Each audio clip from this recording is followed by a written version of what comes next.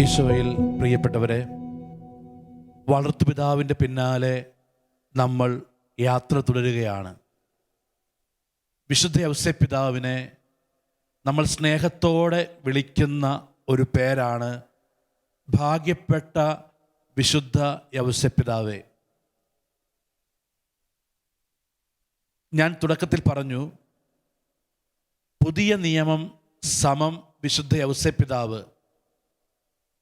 മത്തായിയുടെ സുവിശേഷത്തിൻ്റെ ആരംഭത്തിൽ വിശുദ്ധ യൗസേപ്പിതാവിനെ കൊണ്ടുവന്ന് പരിശുദ്ധാത്മാവ് വയ്ക്കുകയും ഒരു വാക്ക് പോലും പറയാതെ ഈ വിശുദ്ധ പിതാവിൻ്റെ ജീവിതത്തെ സുവിശേഷത്തിൻ്റെ ആരംഭത്തിൽ പ്രതിഷ്ഠിക്കുകയും ചെയ്യുമ്പോൾ എന്തായിരിക്കാം പരിശുദ്ധാത്മാവിൻ്റെ മനസ്സിൽ ഉണ്ടായിരുന്നത്? നമ്മളെല്ലാവരും സ്നേഹത്തോടെ വിളിക്കുകയാണ് ഭാഗ്യപ്പെട്ട വിശുദ്ധ യൗസേപ്പിതാവേ. പ്രിയപ്പെട്ടവരെ, സുവിശേഷം പുതിയ നിയമം അനുസരിച്ച് ഒരാൾ എപ്രകാരമാണ് ഭാഗ്യപ്പെട്ടതായിട്ട് മാറുന്നത്? പുതിയ നിയമം അനുസരിച്ച് ഒരാളുടെ കുടുംബം എപ്രകാരമാണ് ഭാഗ്യപ്പെട്ട കുടുംബമായിട്ട് മാറുന്നത്? അതിന് ഏറ്റവും നല്ല ഉദാഹരണം വിശുദ്ധ യൗസേപ്പിതാവാണ്. നമ്മൾ പുതിയ നിയമത്തിൽ യേശു അഷ്ടസൗഭാഗ്യങ്ങളെക്കുറിച്ച് പറയുന്നു. ഒന്നാമത്തെ അഷ്ടസൗഭാഗ്യം ഇതാണ്. മത്തായിയുടെ സുവിശേഷം 5-ാം അധ്യായം 3-ാമത്തെ വചനം, ആത്മാവിൽ ദരിദ്രരായവർ ഭാഗ്യവാന്മാർ, സ്വർഗരാജ്യം അവരുടേതാണ്. അപ്പോൾ സുവിശേഷം ഒരാളെ ഭാഗ്യവാനെന്ന് വിളിക്കുന്നത് ആത്മാവിൽ ദരിദ്രർ ഭാഗ്യവാന്മാർ. നമുക്കറിയാം, ദാരിദ്ര്യം എന്നത് ഭാഗ്യവുമായിട്ട് ചേർന്ന് പോകുന്നൊരു യാഥാർത്ഥ്യമല്ല. ദാരിദ്ര്യം ഒരു ഭാഗ്യപ്പെട്ടതായിട്ട് ആരും കരുതുന്നുമില്ല. എന്നാൽ ആത്മാവിൽ ദരിദ്രർ ഭാഗ്യവാന്മാർ. നമുക്കറിയാം, ഒരുപക്ഷെ പ്രത്യക്ഷ വായനയിൽ നമുക്കാർക്കും ദഹിക്കുന്ന ഒരു കാര്യമല്ല ആത്മാവിൽ ദരിദ്രർ ഭാഗ്യവാന്മാർ, സ്വർഗരാജ്യം അവരുടേതാണ്. പ്രിയപ്പെട്ടവരെ, ഈ വചനത്തെ മനസ്സിലാക്കാൻ ഏറ്റവും നല്ല മാതൃക, ഉപമ അത് ജോസഫാണ്. എന്താണ് ആത്മാവിലുള്ള ദാരിദ്ര്യം? ഇത് നമ്മൾ മനസ്സിലാക്കുക. അവർ ഭാഗ്യവാന്മാരാണ്, സ്വർഗരാജ്യം അവരുടേതാണ്. 3 കാര്യങ്ങളാണ്. 1 ആത്മാവിൽ ദരിദ്രർ, 2 ഭാഗ്യവാന്മാർ, 3 സ്വർഗരാജ്യം അവരുടേത്. അപ്പോൾ ആത്മാവിൽ ദാരിദ്ര്യം എന്നതുകൊണ്ട് എന്താണ് അർത്ഥമാക്കുന്നത്? ഒറ്റ അർത്ഥമേ ഉള്ളൂ. എല്ലാ കാര്യത്തിനും ഒരാൾ ദൈവത്തിൽ ആശ്രയിക്കുന്നു. പ്രിയപ്പെട്ടവരെ, ഇവിടെ നമുക്ക് സംഭവിക്കുന്ന അപകടം എന്താണ്? നമ്മുടെ എല്ലാവരുടെയും ഉള്ളിൽ ഒരു സെൽഫ് എന്ന് പറയുന്ന കാര്യമുണ്ട്. എനിക്ക് സാധിക്കും, എനിക്ക് പറ്റും, എനിക്ക് കഴിയും. സെൽഫ് എന്ന് പറയുന്നൊരു കാര്യമുണ്ട്. ഈ സെൽഫ് കോൺഫിഡൻസ് നല്ലതെന്നൊക്കെ നമ്മൾ പറയും, നല്ലതൊക്കെ തന്നെയാണ്. എന്നാൽ അപകടം കൂടിയാണ്. പ്രിയപ്പെട്ടവരെ, ആത്മാവിൽ ദാരിദ്ര്യം എന്നതുകൊണ്ട് അർത്ഥമാക്കുന്ന കാര്യം എല്ലാ കാര്യത്തിനും ഏത് നിമിഷവും ദൈവത്തിൽ ആശ്രയിക്കുന്ന ഒരു വ്യക്തിയാവുക. ഇതാണ് സുവിശേഷത്തിൽ നമ്മൾ കണ്ടുമുട്ടുന്നൊരു കാര്യം. പ്രിയപ്പെട്ടവരെ, എന്ന് വെച്ചാൽ ഞാൻ ദൈവത്തിൻ്റെ മുമ്പിൽ അംഗീകരിക്കുകയാണ് എൻ്റെ സമ്പൂർണമായ നിസ്സഹായ അവസ്ഥ. ഞാൻ എൻ്റെ സമ്പൂർണമായ നിസ്സഹായ അവസ്ഥ ദൈവത്തിൻ്റെ മുമ്പിൽ അംഗീകരിക്കുന്ന ഒരവസ്ഥ. ഞാൻ എൻ്റെ എല്ലാ അനുഗ്രഹങ്ങളുടെയും കാരണം ദൈവമാണ് എന്ന് ഏറ്റുപറയുന്ന അവസ്ഥ. ഞാൻ എൻ്റെ ജീവിതത്തിൻ്റെ എല്ലാ നിയന്ത്രണവും ദൈവത്തിൽ ഏൽപ്പിക്കുന്ന അവസ്ഥ. അപ്പോൾ ആത്മാവിൽ ദരിദ്രരെന്ന് പറയുമ്പോൾ എല്ലാ കാര്യങ്ങളിലും ഒരു വ്യക്തി ദൈവത്തിൽ ആശ്രയിക്കുന്നു. ഇതിന് എതിരാണ് സെൽഫ് കോൺഫിഡൻസ് എന്നത്. നമുക്കറിയാം, പുറപ്പാടിൽ മനോഹരമായൊരു വചനം ദൈവം പറയുന്നുണ്ട്. പുറപ്പാട് 14:14 ദൈവം നിങ്ങൾക്ക് വേണ്ടി യുദ്ധം ചെയ്യും, നിങ്ങൾ ശാന്തരായി ഇരുന്നാൽ മതി. എന്ന് വെച്ചാൽ നമ്മൾ മനസ്സിലാക്കേണ്ട കാര്യമുണ്ട്. എൻ്റെ ജീവിതത്തിൽ ഏത് നിമിഷവും ഞാൻ ദൈവത്തിൽ ആശ്രയിക്കുന്നു. അപ്പോൾ എന്ത് സംഭവിക്കുമെന്നാണ് പറയുന്നത്? സംഭവിക്കുന്ന കാര്യം എന്താ? സംഭവിക്കുന്ന കാര്യം സ്വർഗരാജ്യം അവരുടേതാണ്. എന്ന് വെച്ചാൽ എൻ്റെ ജീവിതത്തിൽ ഏത് നിമിഷവും ഞാൻ ദൈവത്തിൽ ആശ്രയിക്കുമ്പോൾ സ്വർഗരാജ്യം ആ വ്യക്തിയുടെ സഹായത്തിനെത്തും. സ്വർഗരാജ്യം ആ വ്യക്തിയുടെ സഹായത്തിനെത്തുന്നു. ഇതാണ് ആത്മാവിൽ ദാരിദ്ര്യം എന്നതുകൊണ്ട് അർത്ഥമാക്കുന്നത്. എൻ്റെ ജീവിതത്തിൽ സ്വർഗരാജ്യം സഹായത്തിനെത്തുന്നു. അതിന് ഏറ്റവും നല്ല ഉദാഹരണം ജോസഫാണ്. ഒരു രാത്രിയിൽ ഇങ്ങനെ ചിന്തിക്കുന്നു, ഞാൻ എന്ത് ചെയ്യും? ഇവളെ ഉപേക്ഷിക്കാം. ഈ ചിന്ത വരുന്ന അടുത്ത സെക്കൻഡിൽ സ്വർഗം സഹായത്തിനെത്തുന്നു. നീ ചെയ്യേണ്ടത് ഇങ്ങനെയാണ്. ഹെറോദോസ് 2 വയസ്സിൽ താഴെയുള്ള കുഞ്ഞിനെ കൊല്ലാൻ തീരുമാനമെടുക്കുന്നു. ഉടനെ സ്വർഗം സഹായത്തിനെത്തുന്നു. നീ കുട്ടിയെയുമായിട്ട് പോവുക. കണ്ടോ, ഈ മനുഷ്യൻ്റെ ഓരോ നടപ്പിലും സ്വർഗം സഹായത്തിനെത്തുന്നു. എത്ര ശ്രദ്ധയാണ് ഈ കുടുംബത്തിൻ്റെ കാര്യത്തിൽ സ്വർഗം കാണിക്കുന്നത്. അതിന് പിന്നിലൊരു കാരണമുണ്ട്. ഈ കുടുംബനാഥൻ എന്തിനും ഏതിനും ദൈവത്തിലേക്ക് തിരിഞ്ഞു. നമ്മൾ യൗസേപ്പിതാവിനെ ഭാഗ്യപ്പെട്ട യൗസേപ്പ് എന്ന് പറയുമ്പോൾ നമ്മളുടെ പലരുടെയും പ്രാർത്ഥനയും ദൈവാശ്രയവും നമ്മുടെ എല്ലാ എഫേർട്ടും നമ്മുടെ എല്ലാ ഹാർഡ് വർക്കും അതെല്ലാം കഴിഞ്ഞു കഴിയുമ്പോൾ, നമ്മൾ പരാജയം അടഞ്ഞു കഴിയുമ്പോൾ നമ്മൾ ആരംഭിക്കുന്നതിൻ്റെ പേരാണ് പ്രാർത്ഥന. നമ്മുടെ എല്ലാ ശ്രമങ്ങളും പാഴായി കഴിയുമ്പോൾ നമ്മൾ തുടങ്ങുന്നതിൻ്റെ പേരാണ് ദൈവാശ്രയം. അതല്ല ബൈബിളിൽ ദൈവാശ്രയം. ബൈബിളിൽ ദൈവാശ്രയം അല്ലെങ്കിൽ ആത്മാവിൽ ദാരിദ്ര്യം എന്ന് പറഞ്ഞാൽ എനിക്ക് കഴിവില്ല, ഞാൻ ബലഹീനനാണ്, എന്നെക്കൊണ്ട് പറ്റില്ല, എല്ലാ കാര്യത്തിലും അനുനിമിഷം ദൈവത്തിൽ ആശ്രയിക്കുക എന്നതാണ് അതിന് അർത്ഥം. എൻ്റെ ഹെൽപ്ലെസ്നെസ്, എൻ്റെ നിസ്സഹായാവസ്ഥ ഞാൻ ഏറ്റുപറയുന്നു.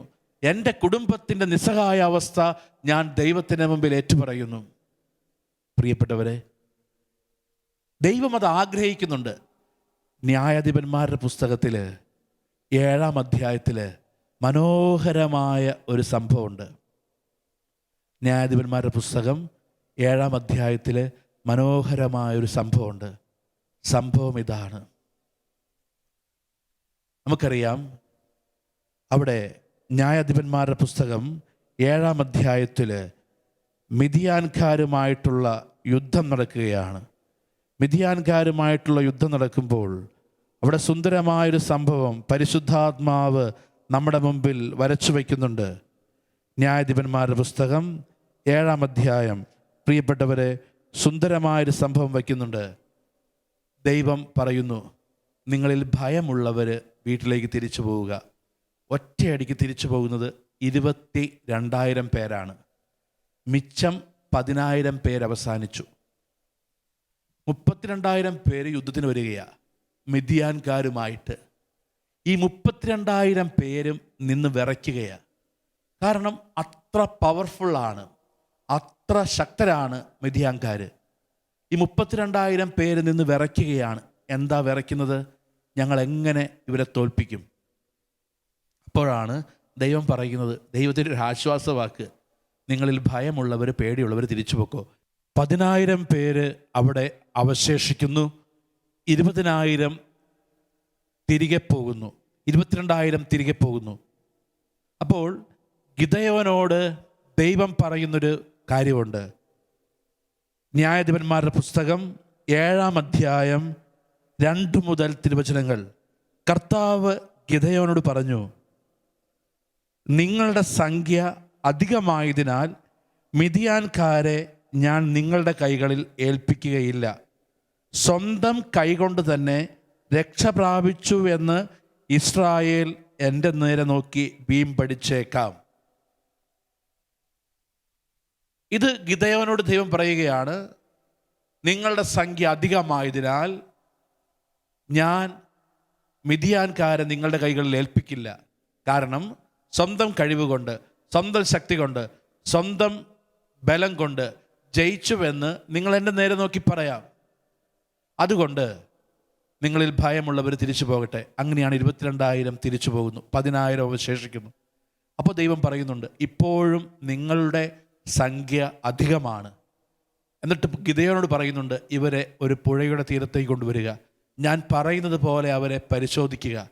ആ പരീക്ഷണത്തിൽ വിജയിക്കുന്നത് 300 പേരാണ്. ഇപ്പോൾ എത്ര പേര് വന്നതാണ്? 32,000 പേര് വന്നിടത്ത് നിന്ന് പ്രിയപ്പെട്ടവരെ 31,700 പേരെ ദൈവം വീട്ടിലേക്ക് തിരികെ അയച്ചു. ഇപ്പോൾ 300 പേര്. 32,000 പേര് വന്നപ്പോൾ ഇവരുടെ ഉള്ളിൽ ചിന്ത എന്തായിരുന്നു? ഞങ്ങൾ ജയിക്കുവോ? ഞങ്ങൾ എങ്ങനെ മിദ്യാൻകാരെ തോൽപ്പിക്കും? ഇതായിരുന്നു ചിന്ത. എന്നാൽ പ്രിയപ്പെട്ടവരെ, ഇപ്പോൾ ആ 32,000 300 മാറി. ഇപ്പോൾ അവർക്കറിയാം, മിദ്യാൻകാർ ഒന്നൂതിയാൽ തീരാവുന്നതേയുള്ളൂ ഈ 300. പക്ഷേ വചനം വായിച്ച് അവസാനിക്കുമ്പോൾ നമ്മൾ അത്ഭുതപ്പെടുന്നൊരു കാര്യമുണ്ട്. ഈ മിദ്യാൻകാരെ തോൽപ്പിക്കുന്നു. മിദ്യാൻകാരെ തോൽപ്പിക്കുമ്പോൾ ഇവരുടെ ചങ്കിൻ്റെ അകത്ത് ഒരു കാര്യം വന്നു: ഞങ്ങളല്ല, ഇത് ദൈവമാണ് ചെയ്തത്. ഞങ്ങളല്ല, ഇത് ദൈവമാണ് ചെയ്തത്. പ്രിയപ്പെട്ടവരെ, അപ്പോൾ എന്താണ് സുവിശേഷത്തിലൂടെ പരിശുദ്ധാത്മാവ് പറയുന്നത്? എന്താണ് വിശുദ്ധ ഔസേപ്പിതാവ് നമുക്ക് കാണിച്ചു തരുന്നത്? കർത്താവിൽ ആശ്രയിക്കുക എന്ന് പറയുമ്പോൾ, അല്ലെങ്കിൽ ആത്മാവിൽ ദരിദ്രരെന്ന് പറയുമ്പോൾ പൂർണ്ണമായ ഒരു സമർപ്പണം എനിക്കുണ്ടോ? എൻ്റെ കുടുംബം ദൈവത്തിൻ്റെ കരത്തിൻ്റെ കീഴിലാണ്. എൻ്റെ കുടുംബം ദൈവത്തിൻ്റെ പരിപാലനയുടെ കീഴിലാണ്. ഞാൻ ഉപേക്ഷിക്കാൻ തീരുമാനിച്ചു. എന്നാൽ ഈ നിൽക്കുന്ന ഭാര്യ ദൈവം തന്നതാണ്. ഈ കുഞ്ഞ് ദൈവത്തിൻ്റെതാണ്. ദൈവമാണ് നോക്കുന്നത് എന്ന് വെച്ചാൽ, പ്രിയപ്പെട്ടവരെ, വളരെ വ്യക്തമായിട്ട് വിശുദ്ധ ഔസേപ്പിതാവ് നമ്മളെ പഠിപ്പിക്കുന്ന ഒരു കാര്യം ഇതാണ്: ടോട്ടൽ സറണ്ടറിങ്. എൻ്റെ നിസ്സഹായാവസ്ഥ, എൻ്റെ ബലഹീനത ഞാൻ ഏറ്റുപറയുക. അപ്പോൾ എന്ത് സംഭവിക്കും? വചനം പറയുക, സ്വർഗം സഹായത്തിനെത്തും. എന്ന് വെച്ചാൽ, ഒന്നാമത് നമുക്ക് സ്വർഗത്തിലൊരു അംഗത്വം കിട്ടും. ആത്മാവിൽ ദരിദ്രർ, യേശുവേ, ഏത് സെക്കൻഡിലും ദൈവത്തിൽ ആശ്രയിക്കുന്നവർക്ക് ദൈവത്തിൽ നിന്ന് ക്ഷമ ലഭിക്കും. സ്വർഗരാജ്യത്തിൽ അവകാശം കിട്ടും. ആ വ്യക്തി നിത്യതയോട് ചേർന്ന് നിൽക്കുന്ന വ്യക്തിയാകും. 2, ആ വ്യക്തിയുടെ സഹായത്തിന് സ്വർഗം വരും. ഞാനൊരു ചെറിയ അനുഭവം പറയാം. നമുക്കെല്ലാവർക്കും ഏതെങ്കിലും തരത്തിൽ പ്രതിസന്ധികളും പ്രശ്നങ്ങളും ഉണ്ടാകും. 1.5 വർഷം മുമ്പ് ഞാൻ ചാലക്കുടി ഡിവൈൻ ധ്യാന കേന്ദ്രത്തിൽ നിന്ന് കോയമ്പത്തൂർ ഞങ്ങളുടെ ഡിവൈൻ ധ്യാന കേന്ദ്രത്തിലേക്ക് മാറുന്നു. അപ്പോൾ എൻ്റെ മനസ്സിൽ ഒരുപാട് ചോദ്യങ്ങൾ. എനിക്ക് ഭാഷ അറിയില്ല. അച്ഛനായി കഴിഞ്ഞ് 12 വർഷങ്ങൾ ഞാൻ ശുശ്രൂഷ ചെയ്തത് പോട്ട ഡിവൈനിലാണ്. ഇമ്മീഡിയറ്റ്ലി ഒരു വലിയ പ്രതിസന്ധി ഉണ്ടാകുന്നു. അങ്ങോട്ട് കോയമ്പത്തൂരേക്ക് എന്നോട് മാറാൻ പറയുന്നു. എൻ്റെ മനസ്സിൽ ഒരുപാട് കാരണം ഒരുപാട് ചോദ്യങ്ങൾ വരുന്നു. എനിക്ക് ഇത് ചെയ്യാൻ പറ്റുമോ? എനിക്ക് ഇത് സാധിക്കുമോ? എൻ്റെ ലിമിറ്റേഷൻസ്. പക്ഷെ സഭ പറഞ്ഞു, അച്ഛൻ അത് ഏറ്റെടുക്കണം. ഞാൻ അവിടെ ചെല്ലുന്നു. ഞാൻ അവിടെ ചെല്ലുമ്പോൾ എനിക്ക് ഭാഷ അറിയില്ല. എനിക്ക് ആരെയും പരിചയമില്ല. എനിക്ക് ടോട്ടൽ ശൂന്യതയാണ് എൻ്റെ മുമ്പിൽ. എനിക്ക് ആകെ ചെയ്യാൻ പറ്റുന്ന കാര്യം ഇതാണ്: കുർബാനയുടെ മുമ്പിൽ ഇരിക്കുക. ടോട്ടൽ ഹെൽപ്ലെസ്നെസ്, എൻ്റെ നിസ്സഹായാവസ്ഥ ദൈവത്തോട് പറയുക. അത്ഭുതകരമായ രീതിയിൽ ഞാൻ കണ്ടൊരു കാഴ്ചയുണ്ട്. ഞാനവിടെ ചെല്ലുമ്പോൾ ഒരു വെള്ളിയാഴ്ച, ആദ്യത്തെ വെള്ളിയാഴ്ച ചെല്ലുമ്പോൾ കാണുന്നത്, ആ ഹോളിൽ 4 പേരാണുള്ളത്. ഒരു 12-1 മണിയായപ്പോൾ ഒരു 100 പേരോളമായി. പക്ഷേ പിന്നെ ഇപ്പോൾ ഞാൻ കാണുന്ന കാഴ്ചയുണ്ട്. ആ ഹോളിൻ്റെ എല്ലാ പരിസരങ്ങളിലും ആളുകൾക്ക് നിൽക്കാൻ പറ്റാത്ത രീതിയിൽ ഒരു ക്രമീകരണം ദൈവം കൊണ്ടുവന്നു. അപ്പോൾ 2023 ജനുവരിയിൽ അവിടെ കൺവെൻഷൻ വരികയാണ്.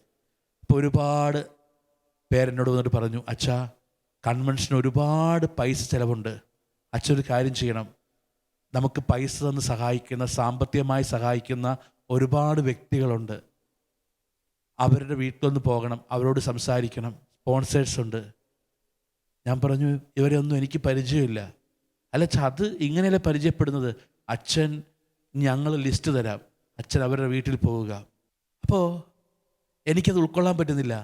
കാരണം ഇത്രയും നാൾ എനിക്ക് ദൈവം സാമ്പത്തികമായിട്ടൊരു കുറവ് വരുത്തിയിട്ടില്ല. അപ്പം ഞാൻ പ്രാർത്ഥിച്ചു. അപ്പോൾ എന്നോട് പരിശുദ്ധാത്മാവ് പറഞ്ഞു, ആരുടെയും മുമ്പിൽ കൈ നീട്ടരുത്, ഒരാളുടെ മുമ്പിലും കൈ നീട്ടരുത്. You are here because of my call. നീ ഇവിടെ ആയിരിക്കുന്നത് ഞാൻ വിളിച്ചത് കൊണ്ടാണ്. സോ ഒരു മനുഷ്യൻ്റെ മുമ്പിൽ കൈ നീട്ടരുത്. അപ്പോൾ പലരും എന്നെ കുറ്റപ്പെടുത്താൻ, എന്നെ കളിയാക്കാൻ, ഇതെങ്ങനെ നടക്കും എന്ന് ചോദിക്കാൻ തുടങ്ങി. പ്രിയപ്പെട്ടവരെ, ഞാനൊരു കാര്യം പറഞ്ഞു, നമ്മൾ 60 ദിവസം വിശുദ്ധ കുർബാന എടുത്തു വയ്ക്കും. 60 ദിവസം വിശുദ്ധ കുർബാനയുടെ മുമ്പിൽ ഒരു കുടുംബം അല്ലെങ്കിൽ 2 കുടുംബം വന്ന് പ്രാർത്ഥിക്കുക. അങ്ങനെ കണ്ടിന്യൂസ് 60 ദിവസം കുർബാന എടുത്തു വെച്ചു. അവിടുത്തെ കൺവെൻഷൻ പൂർത്തിയായി. ഒരു സാമ്പത്തിക ബുദ്ധിമുട്ടും ഉണ്ടായില്ല എന്ന് മാത്രമല്ല, കൺവെൻഷൻ കഴിഞ്ഞപ്പോൾ ഒരു 2-3 പാവപ്പെട്ട കുടുംബങ്ങളെ സഹായിക്കാൻ പറ്റി. ഇത്തവണ കൺവെൻഷൻ വന്നു, ഈ ചോദ്യം വീണ്ടും ഉണ്ടായി. ഞാൻ കഴിഞ്ഞ 60 ദിവസം മാറ്റി, ഞാൻ 90 ദിവസം കുർബാന എടുത്തു വെച്ചു.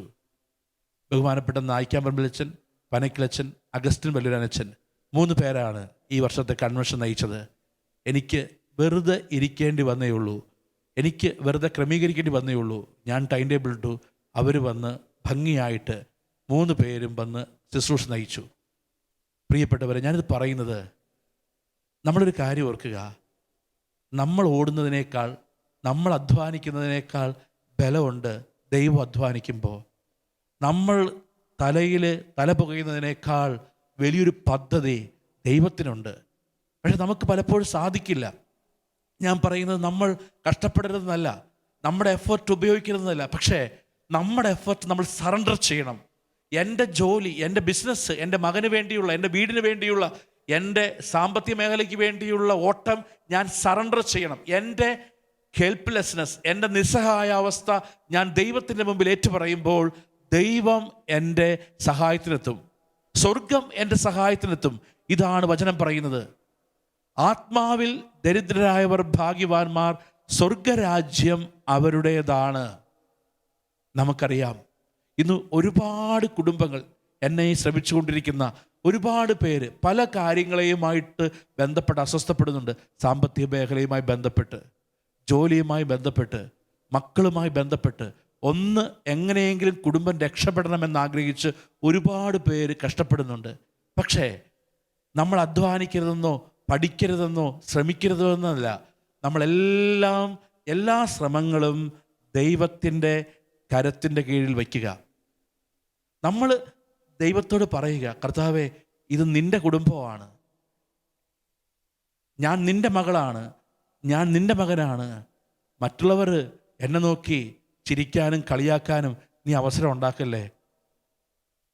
നമ്മളൊരു നമ്മൾ കർത്താവിൻ്റെ മുമ്പിൽ പറയുക, കർത്താവ്, എനിക്ക് കഴിവില്ല, എനിക്ക് ബലഹീനതയാണ്. നമ്മൾ മറ്റുള്ളവരുടെ മുമ്പിൽ പറയാൻ പോകണ്ട. അവർക്ക് നമ്മളോട് സിമ്പതിയൊക്കെ തോന്നും, കുറച്ച് നല്ല വാക്കൊക്കെ പറയും, അതിനപ്പുറത്തൊന്നും ഇല്ല. പക്ഷേ നമ്മൾ കണ്ണീരൊഴുക്കുന്നതും, നമ്മൾ കരയുന്നതും, നമ്മൾ മുട്ടിപ്പയായി പ്രാർത്ഥിക്കുന്നതും ജീവിക്കുന്നൊരു ദൈവത്തിൻ്റെ മുമ്പിലാകുമ്പോൾ ആ ദൈവം നമുക്ക് സഹായത്തിന് എത്തും എന്നത് ഉറപ്പുള്ളൊരു കാര്യമാണ്. ആ ദൈവം നമ്മുടെ സഹായത്തിന് എത്തുന്ന അനുഭവം നമുക്കുണ്ടാകും. നമ്മൾ മറ്റൊരു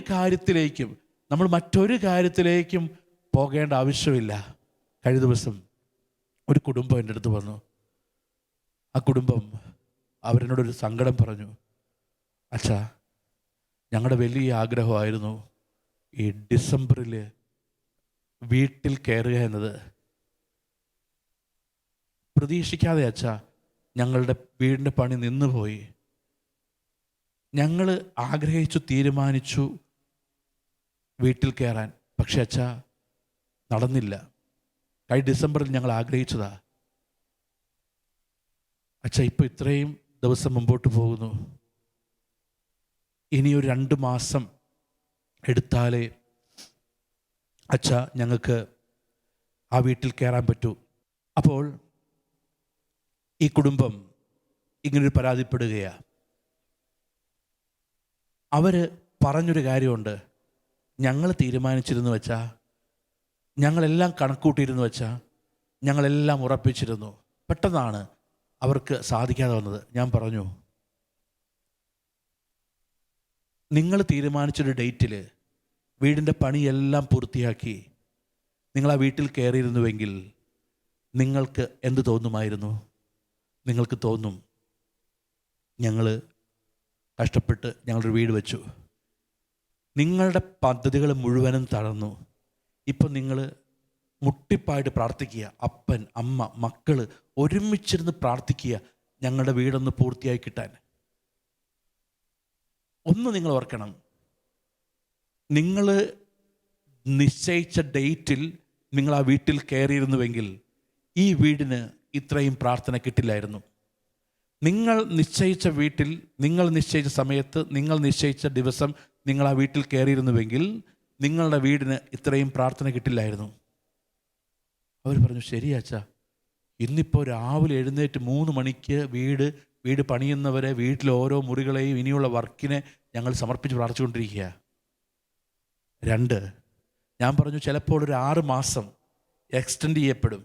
6 മാസം അങ്ങോട്ട് മാറ്റിവെക്കേണ്ടി വരും ആ വീട്ടിൽ കയറുമ്പോൾ.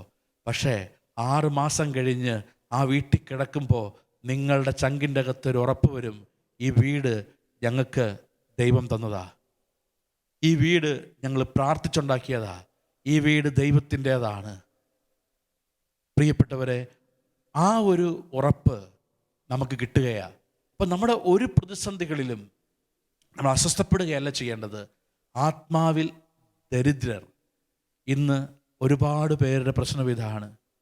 ഈ സെൽഫ് കോൺഫിഡൻസ് വരുന്നു. ഈ സെൽഫ് കോൺഫിഡൻസ് നല്ലതാണ്, പക്ഷേ ആ സെൽഫ് കോൺഫിഡൻസിലല്ല ഞാൻ എൻ്റെ ഫ്യൂച്ചറിനെ, ഞാൻ എൻ്റെ ഭാവിയെ ബിൽഡ് ചെയ്യേണ്ടത്. ഞാൻ എൻ്റെ ഭാവിയെ ബിൽഡ് ചെയ്യേണ്ടത് ദൈവാനുഗ്രഹത്തിൻ്റെ അടിസ്ഥാനത്തിലാണ്. ഇത് നമ്മൾ ശ്രദ്ധിക്കേണ്ട കാര്യമാണ്. ഒരുപാട് പേര് അസ്വസ്ഥപ്പെടുന്നുണ്ട്. പല പരാജയങ്ങളുടെ, പല പ്രശ്നങ്ങളുടെ ഒക്കെ മുമ്പിൽ ഒരുപാട് പേര് അസ്വസ്ഥപ്പെടുന്നുണ്ട്, ഒരുപാട് പേര് വേദനിക്കുന്നുണ്ട്, ഒരുപാട് പേര് കഷ്ടപ്പെടുന്നുണ്ട്. ഇവിടെ സുവിശേഷം നമ്മളോട് പറയുന്ന സുന്ദരമായ ഒരു കാര്യം ഇതാണ്: സമ്പൂർണമായ ദൈവാശ്രയത്വം. സമ്പൂർണമായ ദൈവാശ്രയത്വം. എനിക്കറിയാം, എന്നെ ഇപ്പോൾ ശ്രവിക്കുന്ന ഒരുപാട് മക്കൾ ഒരു IELTS പാസ്സാകാൻ, ഒരു OET പാസ്സാകാൻ, ഒരു ജോലി കിട്ടാൻ, ഒന്ന് ജീവിതം രക്ഷപ്പെടാൻ നമ്മളുടെ സഹായത്തിന് സ്വർഗം എത്തണം, നമ്മുടെ സഹായത്തിന് ദൈവം എത്തണം, നമ്മുടെ സഹായത്തിന് സ്വർഗം എത്തണം. അതിനൊരൊറ്റ വഴിയേ ഉള്ളൂ. നമ്മൾ, പ്രിയപ്പെട്ടവരെ, ഈ ഔസേപ്പിതാവിൻ്റെ മനോഭാവം സ്വീകരിക്കുക. സമ്പൂർണമായ ഒരു സമർപ്പണം. അത് എൻ്റെ നിസ്സഹായാവസ്ഥ, ഞാൻ ബലഹീനനാണ്, ഞാൻ കുറവുള്ളവനാണ്, എനിക്ക് കഴിവില്ല, എന്നെക്കൊണ്ട് സാധിക്കില്ല എന്ന് പറയുക. അപ്പോൾ പൗലോസ്ലീഹ പറയുന്നത് പോലെ, പൗലോസ്ലീഹ വളരെ സുന്ദരമായിട്ട് പറയുന്നുണ്ടല്ലോ, ഇതാ ഞാനല്ല അധ്വാനിച്ചത്, ദൈവകൃപയാണ് അധ്വാനിച്ചത്. ഞാനല്ല അധ്വാനിച്ചത്, ദൈവകൃപയാണ് അധ്വാനിച്ചത്.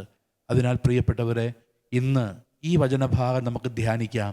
ആത്മാവിൽ ദരിദ്രർ ഭാഗ്യവാന്മാർ, സ്വർഗരാജ്യം അവരുടേതാണ്. അവർക്ക് സഹായത്തിന് സ്വർഗരാജ്യം എത്തുമെന്ന് മാത്രമല്ല, അവർ സ്വർഗരാജ്യത്തിൻ്റെ ഭാഗമാകുന്നു ഉണ്ടുകൂടി. അവർ സ്വർഗരാജ്യത്തിൻ്റെ ഭാഗമായി തീരുന്നുണ്ട് എന്നുകൂടി അതിനർത്ഥമുണ്ട്. അവരുടെ ജീവിതം നിത്യതയുടെ ഭാഗമായിട്ട്, അവരുടെ നിത്യത ദൈവത്തിൻ്റെ രാജ്യത്തിൻ്റെ ഭാഗമായിട്ട് കൂടി മാറുന്നുണ്ട്. അതിനാൽ ഇപ്പോൾ ഈ വചനം ശുശ്രൂഷ ശ്രവിക്കുന്ന ഓരോ വ്യക്തിയും കുടുംബവും മനസ്സിലാക്കുക, ഒരു സമ്പൂർണ്ണ സമർപ്പണം നമ്മുടെ കുടുംബത്തിൽ നിന്നുണ്ടാകണം. ഏത് അവസ്ഥയിലും ദൈവമേ എനിക്ക് സാധിക്കില്ല, എനിക്ക് ഈ പാപം ഉപേക്ഷിക്കാൻ, എനിക്ക് ഈ പാപത്തിൽ നിന്ന് പുറത്തു വരാൻ സാധിക്കില്ല, എനിക്ക് നിൻ്റെ ശക്തി വേണം. അങ്ങനെ ഒരു എളിമ, ഒരു ദാരിദ്ര്യം ആത്മാവിലുണ്ടാകണം. അപ്പോൾ സ്വർഗം നമ്മുടെ സഹായത്തിനെത്തും. ആ കൃപയ്ക്ക് വേണ്ടി നമുക്ക് തുടർന്നുള്ള ആരാധനയിൽ പ്രാർത്ഥിക്കുകയും ഔസേപ്പിതാവ് വഴി നമ്മളെയും നമ്മുടെ കുടുംബത്തെയും വിശുദ്ധ കുർബാനയിൽ സമർപ്പിക്കുകയും ചെയ്യാം. ദൈവം അനുഗ്രഹിക്കട്ടെ. ആമേൻ.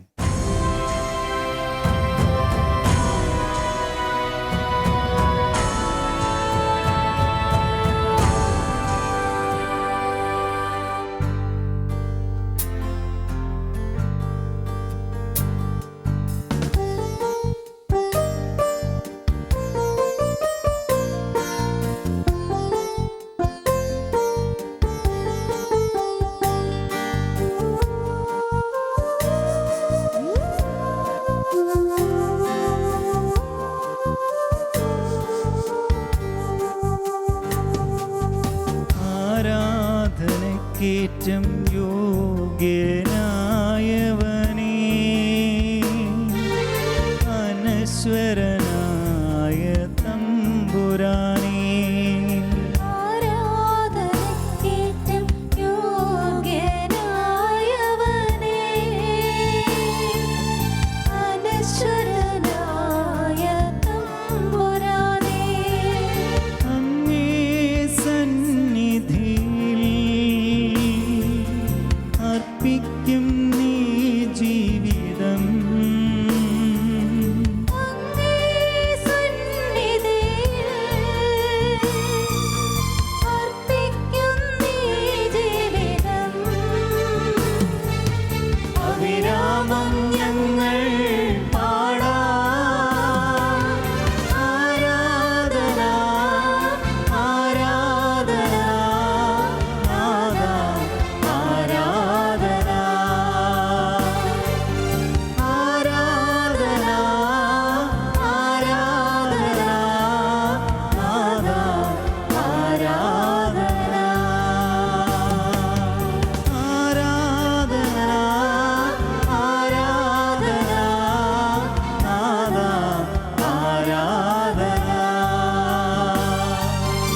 ആരാധന, ആരാധന, നാദാ ആരാധന, ആരാധന, ആരാധന, നാദാ ആരാധന. പരിശുദ്ധ പരമ ദിവ്യകാരുണ്യത്തിന് എന്നേരവും ആരാധനയും സ്തുതിയും പുകഴ്ചയും ഉണ്ടായിരിക്കട്ടെ. പരിശുദ്ധ പരമ ദിവ്യകാരുണ്യത്തിന് എന്നേരവും ആരാധനയും സ്തുതിയും പുകഴ്ചയും ഉണ്ടായിരിക്കട്ടെ. പരിശുദ്ധ പരമ ദിവ്യകാരുണ്യത്തിന് എന്നേരവും ആരാധനയും സ്തുതിയും പുകഴ്ചയും ഉണ്ടായിരിക്കട്ടെ. ഈശോയിൽ പ്രിയപ്പെട്ടവരെ, കഴിഞ്ഞ മണിക്കൂറിൽ നമ്മൾ ധ്യാനിക്കുകയായിരുന്നു മത്തായിയുടെ സുവിശേഷം 5-ാം അധ്യായം 3-ാമത്തെ വചനം. ആത്മാവിൽ ദരിദ്രർ ഭാഗ്യവാന്മാർ, എന്തുകൊണ്ടെന്നാൽ സ്വർഗരാജ്യം അവരുടേതാകുന്നു. ആത്മാവിൽ ദരിദ്രർ ഭാഗ്യവാന്മാർ, എന്തുകൊണ്ടെന്നാൽ സ്വർഗരാജ്യം അവരുടേതാകുന്നു. നമ്മൾ കഴിഞ്ഞ മണിക്കൂറിൽ കണ്ടു, ആത്മാവിൽ ദരിദ്രർ എന്ന് പറഞ്ഞാൽ ഏത് നിമിഷവും ഏത് കാര്യത്തിനും ദൈവത്തിൽ ആശ്രയിക്കുന്നവർ, ഏത് നിമിഷവും ഏത് കാര്യത്തിനും ദൈവത്തിൽ ആശ്രയിക്കുന്നവർ. വിശുദ്ധ യൗസേപ്പിതാവിനെ നമ്മൾ വിളിക്കുന്നത് ഭാഗ്യപ്പെട്ട വിശുദ്ധ യൗസേപ്പ് എന്നാണ്. വിശുദ്ധ യൗസേപ്പിതാവിനെ ഭാഗ്യപ്പെട്ട യൗസേപ്പ് എന്ന് വിളിക്കുമ്പോൾ നമ്മൾ മനസ്സിലാക്കേണ്ട കാര്യം ഇതാണ്: എല്ലാ കാര്യത്തിലും ദൈവത്തിൽ ആശ്രയിച്ച ഒരു ജീവിതം. പ്രിയപ്പെട്ടവരെ, ജെറമിയ പ്രവാചകന്റെ പുസ്തകം 17-ാം അധ്യായം ഒരു കാര്യം നമ്മളെ വ്യക്തമായിട്ട് പഠിപ്പിക്കുന്നുണ്ട്. ജെറമിയ പ്രവാചകന്റെ പുസ്തകം 17-ാം അധ്യായത്തിൻ്റെ 3-ാമത്തെ വചനം.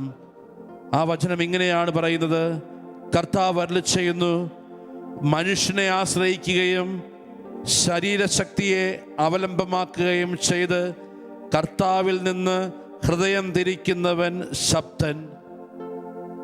വചനം പറയുകയാണ്, മനുഷ്യനെ ആശ്രയിക്കുകയും ശാരീരിക ശക്തിയെ അവലംബമാക്കുകയും ചെയ്ത് കർത്താവിൽ നിന്ന് മുഖം തിരിക്കുന്നവൻ ശബ്ദൻ എന്ന് വചനം പറയുമ്പോൾ, പ്രിയപ്പെട്ടവരെ, ഒരു കാര്യം നമ്മൾ ഓർക്കുക.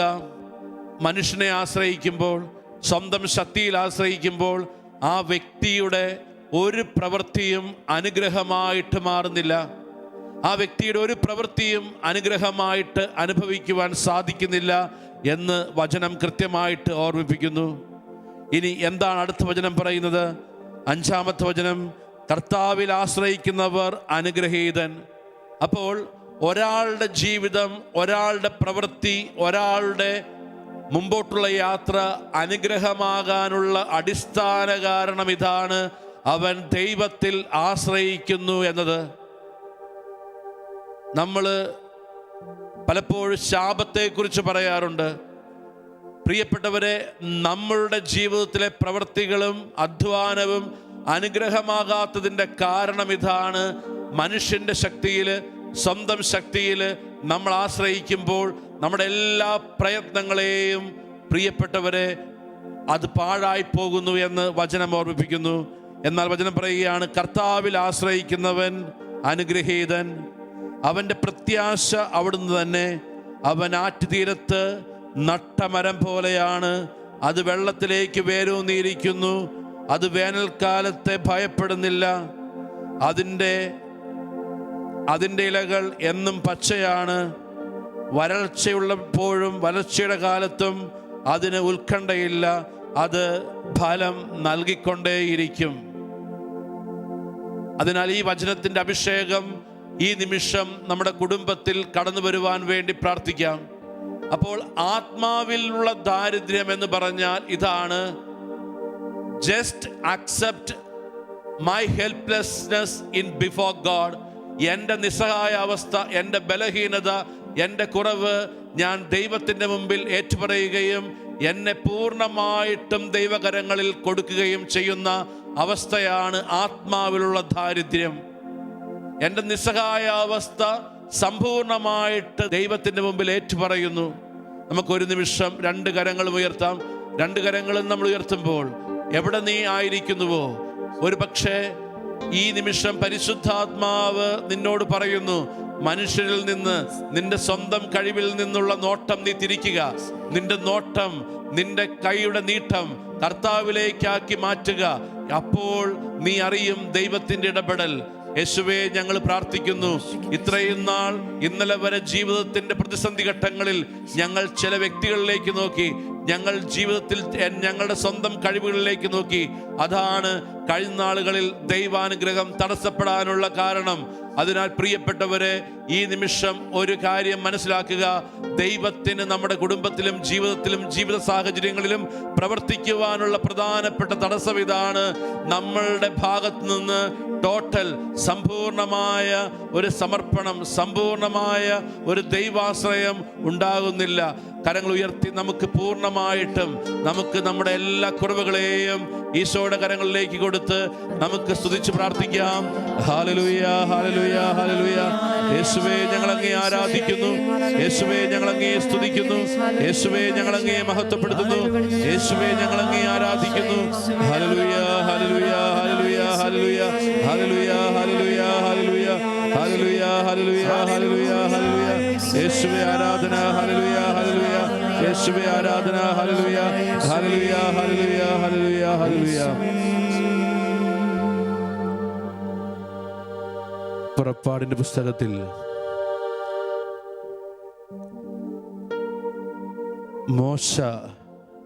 മോശയോട് ദൈവം പറയുന്ന ഒരു കാര്യമുണ്ട്: മോശേ, നിന്നെ എനിക്ക് നല്ലതുപോലെ അറിയാം. എന്ന് വെച്ചാൽ മോശയോട് ദൈവം പറയുകയാണ്: നീ ഒരു വിക്കനാണെന്ന്, നീ ഒരാളെ കൊല ചെയ്ത വ്യക്തിയാണെന്ന്, നീ ഇത്രയും നാൾ അടിമത്തത്തിൽ ജീവിച്ച ഒരു വ്യക്തിയാണെന്ന് എനിക്കറിയാം. അവിടെയാണ് മോശയുടെ വലിയ പ്രാർത്ഥന വരുന്നത്: മോശ പറഞ്ഞു, അങ്ങ് ഞങ്ങളുടെ കൂടെ വരുന്നില്ല എങ്കിൽ അങ്ങ് ഞങ്ങളെ പറഞ്ഞയക്കരുത്. മോശയോട് ദൈവം പറയുന്ന ഉറപ്പിതാണ്, ഞാൻ നിന്റെ കൂടെ വരും, ഞാൻ നിന്റെ കൂടെ വരും. പ്രിയപ്പെട്ടവരെ, നമ്മളൊരു കാര്യം ഓർക്കുക, കർത്താവിൽ ഒരു വ്യക്തി സമ്പൂർണമായിട്ട് ആശ്രയിക്കുമ്പോൾ എന്താ വചനം പറയുന്നത്?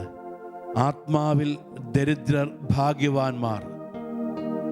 ആത്മാവിൽ ദരിദ്രർ ഭാഗ്യവാന്മാർ എന്ന് വച്ചാൽ, ദൈവത്തിൻ്റെ മുമ്പിൽ ഞാൻ ഏറ്റുപറയുകയാണ്, ദൈവമേ, ഞാൻ ബലഹീനനാണ്, ഞാൻ കുറവുള്ളവനാണ്, ഞാൻ ഈ പ്രതിസന്ധിയിൽ നിൽക്കുമ്പോൾ ഒരടി മുമ്പോട്ട് പോകാൻ നിവൃത്തിയില്ലാത്തവനാണ്.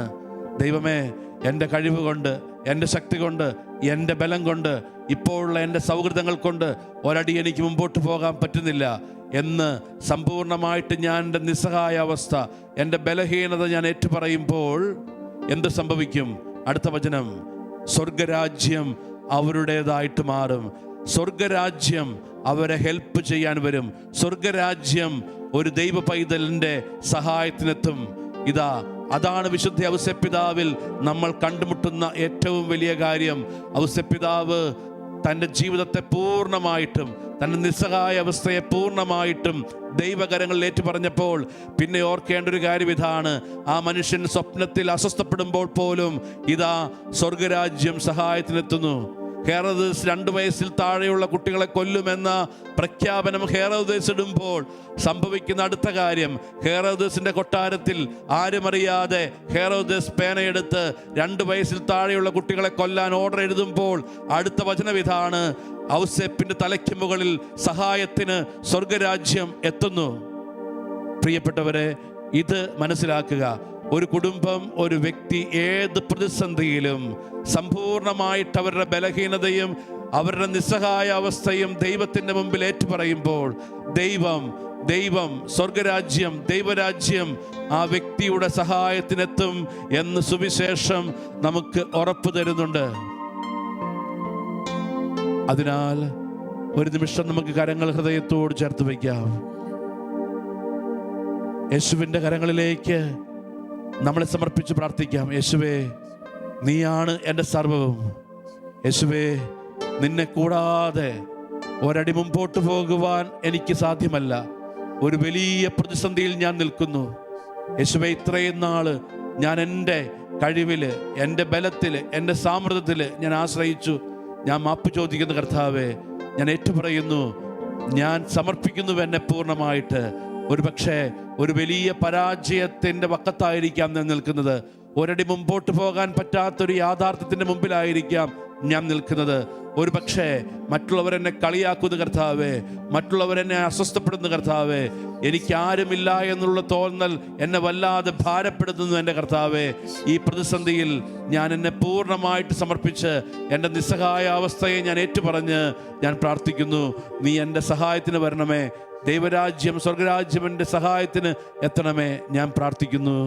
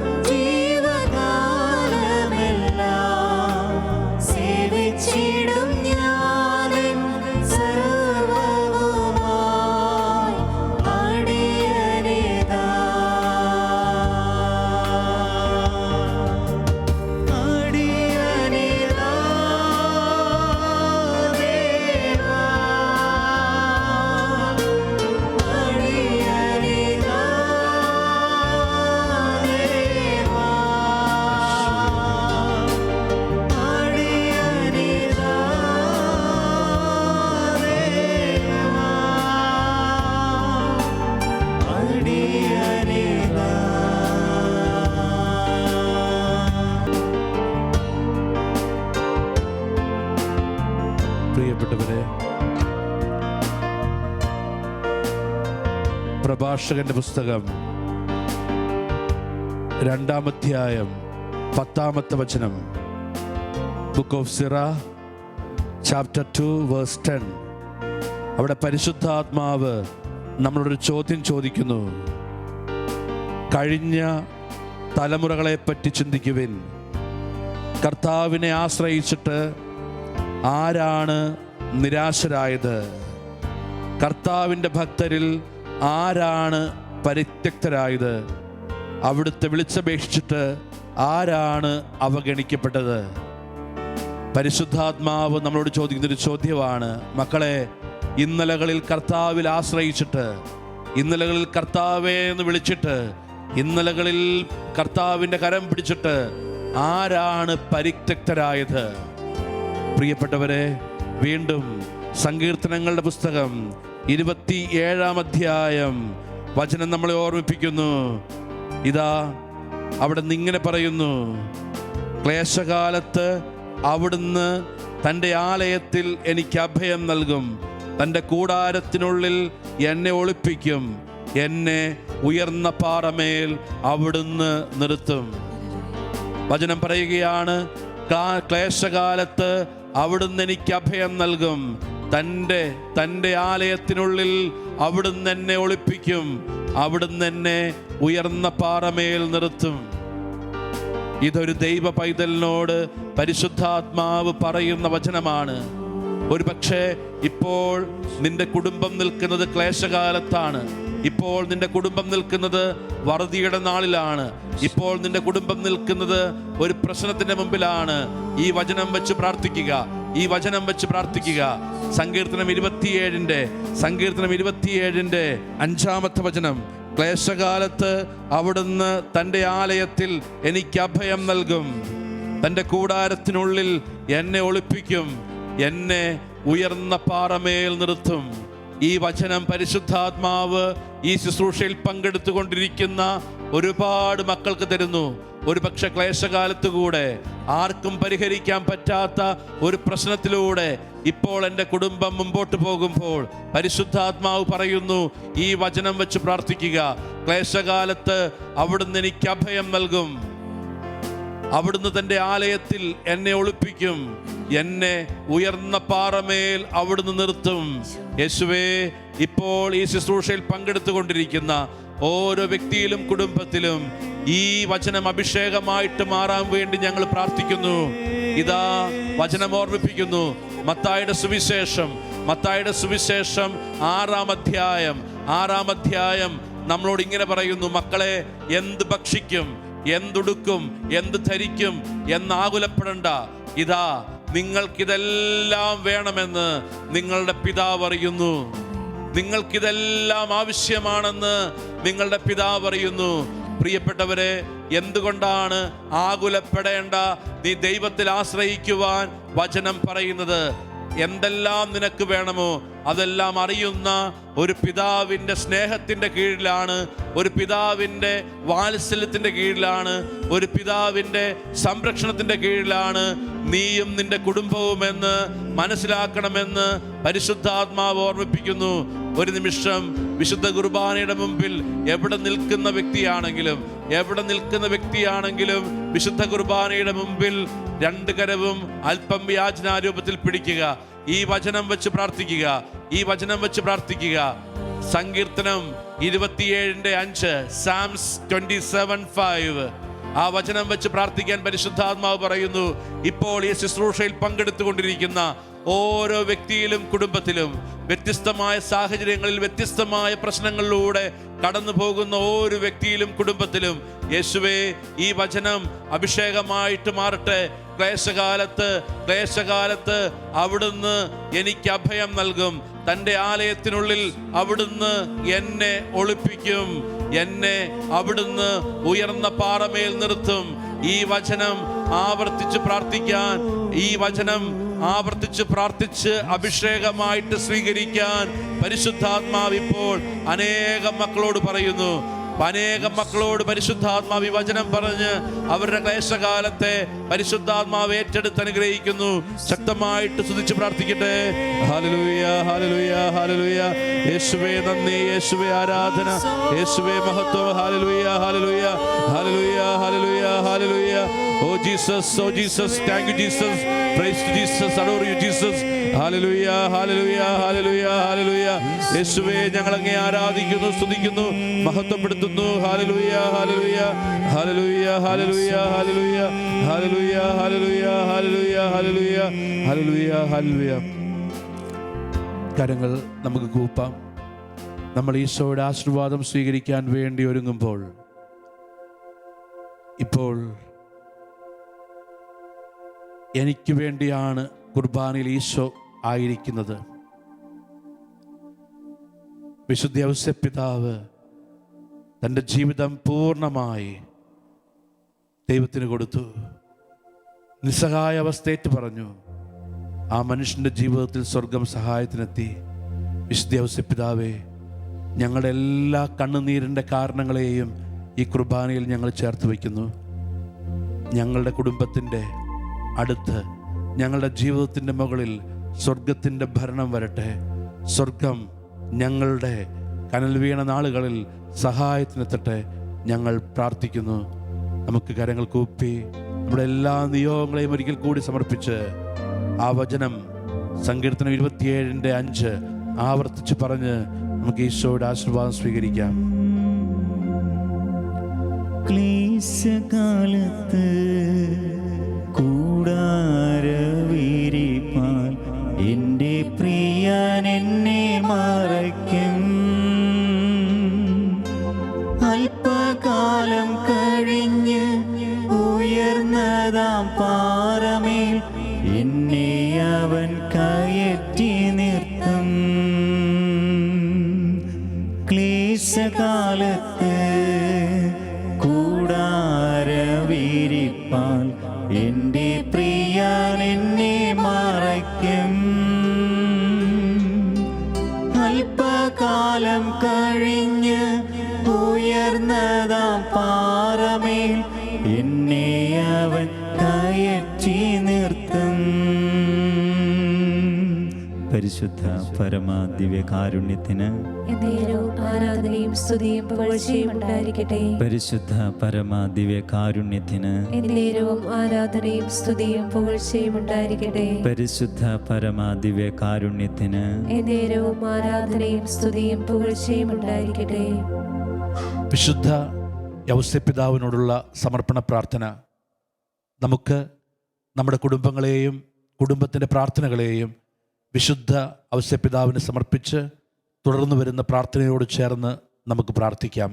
പിതാവായ ദൈവത്തിന്റെ വിശ്വസ്ത പുത്രനും ദൈവകുമാരനെ വളർത്തുവാൻ ഭരമേൽപ്പിക്കപ്പെട്ടവനുമായ വിശുദ്ധ യൗസേപ്പിതാവേ, ദൈവസ്നേഹവും വിശുദ്ധിയും കരുണയും നിറഞ്ഞു നിന്ന അങ്ങയെയാണല്ലോ തിരുക്കുടുംബത്തിന്റെ പരിപാലകനായി ദൈവം നിശ്ചയിച്ചത്. വിശുദ്ധ യൗസേപ്പിതാവേ, ഞങ്ങളും ദൈവസ്നേഹത്തിലും വിശുദ്ധിയിലും കരുണയിലും വളരുവാൻ ഞങ്ങൾക്കായി പ്രാർത്ഥിക്കണമേ. ഓരോ നിമിഷവും ദൈവഹിതം അന്വേഷിക്കുകയും ദൈവഹിതത്തിന് വിധേയപ്പെടുകയും ചെയ്ത വിശുദ്ധ യൗസേപ്പിതാവേ, അനുദിന ജീവിതത്തിൽ ദൈവഹിതം അന്വേഷിക്കുവാൻ, അതിന് വിധേയപ്പെടുവാൻ ഞങ്ങളെ സഹായിക്കണമേ. വിശുദ്ധ യൗസേപ്പിതാവേ, ഞങ്ങളുടെ കുടുംബങ്ങളുടെ എല്ലാ നിയോഗങ്ങളും പ്രാർത്ഥനകളും അങ്ങ് വഴി ഈശോയ്ക്ക് ഞങ്ങൾ സമർപ്പിക്കുന്നു. അങ്ങയുടെ അപേക്ഷകൾ ഒരിക്കലും ഉപേക്ഷിക്കാത്ത ഈശോയിൽ നിന്ന് ഈ അനുഗ്രഹങ്ങൾ ഞങ്ങൾക്ക് വാങ്ങിത്തരണമേ. ആമേൻ.